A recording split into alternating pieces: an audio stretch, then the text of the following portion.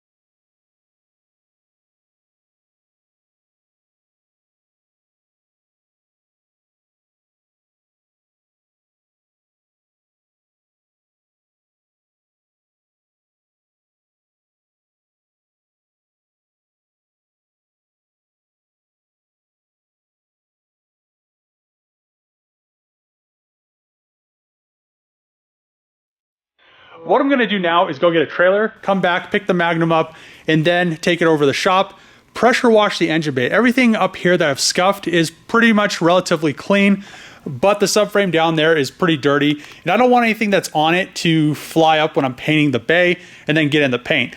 So we will pressure wash the subframe, pressure wash the bay, dry off the engine bay, and then come back with cleaner, clean it, tack rag it, and then it will be ready to paint after I mask the whole car off, which will actually be extremely easy. I'm just gonna do the same thing I did with the Hellcat, except with one revision. I'm gonna actually tuck the tarp or the cover up under the car with some tape. So when I spray the engine bay, because when I sprayed the Hellcat, I sprayed this whole firewall, and as you spray it, it goes under the car and it wants to rise up under the cover.